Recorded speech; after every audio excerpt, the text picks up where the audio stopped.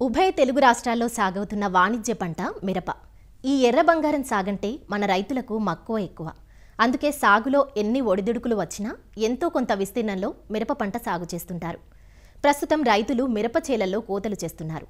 ఎగుమతులకు అనుగుణంగా కోత సమయంలోనూ, కోత తర్వాత తీసుకోవాల్సిన జాగ్రత్తలపై పూర్తి అవగాహన లేక మార్కెట్లో సరైన గిట్టుబాటు ధర లభించక రైతులు నష్టపోతున్నారు. కోతలు చేపట్టేటప్పుడు ఖచ్చితంగా కొన్ని జాగ్రత్తలు తీసుకున్నప్పుడే కాయ నాణ్యత బాగుండి రంగు ఆకర్షణీయంగా ఉంటుంది. లేనట్లయితే పంట నాసిగా ఉండి ధర దక్కదు. మంచి నాణ్యత కోసం మిరపకోతలు, ఆరబెట్టేటప్పుడు తీసుకోవాల్సిన జాగ్రత్తల గురించి గుంటూరు జిల్లా ఉద్యానవనాధికారి సుజాత నుండి తెలుసుకుందాం.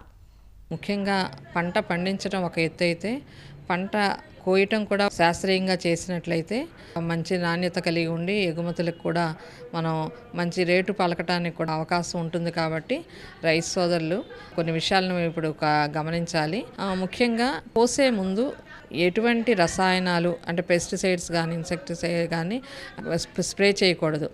ఎందుకంటే ఈ అవశేషాలు అందులో ఉంటాయి. కాబట్టి కోసే ముందు మాత్రం ఒక 1 వీక్ బిఫోర్ వరకు కూడా మీరు ఎటువంటి స్ప్రే చేయకుండా ఉంటే మంచిది. అలాగే ముఖ్యంగా ఏంటంటే పంటలో ఈ మిరపలో పండిన కాయలను ఎప్పటికప్పుడు కోయగలిగి ఉంటే మంచిది. బాగా పండిపోయిన కాయలను మరి కోయటం వలన కూడా నాణ్యత ఉండదు, కాయ క్వాలిటీ సరిగ్గా రాదు. కాబట్టి ముదుర పండకుండా అంటే ఎక్కువ పండకుండా ముందుగానే కోయటం వలన మంచి నాణ్యత గల దిగుబడి తీసుకోవడానికి డ్రైయింగ్లో ఉపయోగపడుతుంది మనకి. కోసిన వెంటనే కూడా సిల్పాలిన్ షీట్స్ మీద కానీ సిమెంట్ ప్లాట్ఫామ్స్ మీద కానీ ఉంటే ఆరబెట్టుకోవాలి. ఆరబెట్టినప్పుడు కూడా తర్వాత చెత్త చెదారం అలాగే దుమ్ము ధూళి ఎక్కువగా ఉన్న ప్లేసుల్లో కాకుండా ఆ ప్లేస్ని క్లీన్ చేసుకొని మీరు అక్కడ పట్టాల మీద కూడా కానీ సిమెంట్ దీని మీద కానీ ఆరబెట్టినప్పుడు మంచి క్వాలిటీ కలిగిన మిరపకాయలను మనం తీసుకోవచ్చు. ముఖ్యంగా మనకి కింద ఆరపోసిన తర్వాత నైట్ మంచు పడకుండా కూడా పట్టా కప్పుకోవాల్సిన అవసరం ఉంది. అలాగే రైతు సోదరులు ఎక్కువ మంది ఏంటంటే ఈ తాలుగాయలు ఇవన్నీ కూడా ఎప్పటికప్పుడు వేరించుకోవటం వలన మంచి క్వాలిటీ అవి డీలక్స్ అని మీరు బెస్ట్ క్వాలిటీ కానీ బెస్ట్ ఇట్లాగా మనం గ్రేడ్ చేసుకోవడానికి అవకాశం ఉంటుంది. కానీ అలా చేయటం వల్ల కూడా మనకి మంచి నాణ్యత గల మిరపకాయను మనం తీసుకోవచ్చు. అట్లానే మనకి ఎఫ్లోటాక్సిన్స్ కానీ ఇలాంటివి మనం డెవలప్ అవ్వకుండా మనం కాపాడుకోవాలి. ఎందుకంటే నైట్ టైం మెయిన్ మంచు నుంచి కాపాడుకోవాల్సిన అవసరం కూడా ఉంది. కాబట్టి పట్టాలు కప్పమని చెప్తున్నాము. అలాగే ఎండిపోయిన కాయలు 10% తేమ మాత్రం కలిగి ఉండాలి. అది అంతకంటే ఎక్కువ తేమ ఉన్నా నిలబడవు అవి.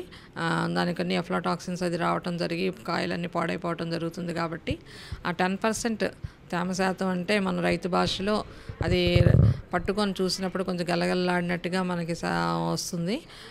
దాన్ని బట్టి మనం రైతులు అంచనా వేసుకుంటుంటారు వాళ్ళు జనరల్గా. కాబట్టి ఆ 10% తేమ మించి ఉండకుండా మన కాయలను స్టోర్ చేసుకోవాల్సిందిగా కోరుతున్నాము. అలాగే తర్వాత మనం గోను సంచులు కూడా తేమ కలిగినవి పాతవి అలాగే యూరియా సంచులు కానీ ఇలాంటివి వాడకూడదు.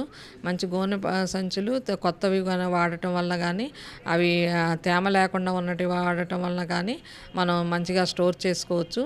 అలా తర్వాత నీళ్లు చల్లటం కానీ అలాంటివి కిటికీల మీద కూడా రైతులు అలాంటివి చేయకూడదు అన్నమాట. ఎండబెట్టిన ఈ మిరపకాయలని మనం కోల్డ్ స్టోరేజెస్లో కానీ లేకపోతే కొంచెం వరిపట్టి వేసి అలాగే ఒక చెక్క బల్లల మీద కానీ నిల్వ చేసుకోవచ్చు. మనకి ఇప్పుడు అన్నీ కూడా శీతల గిడ్డంగులు అనేవి మనకు అందుబాటులో ఉన్నాయి. కాబట్టి రంగు కానీ నాణ్యత కానీ పోకుండా ఉండాలంటే శీతల గిడ్డంగులో స్టోర్ చేసుకోవాలి. ఇప్పుడు అలాగా సరిగ్గా ఆరని కాయల్ని కోల్డ్ స్టోరేజ్లో పెట్టినప్పుడు కూడా మనకి చాలా ఇబ్బందులు వస్తాయి.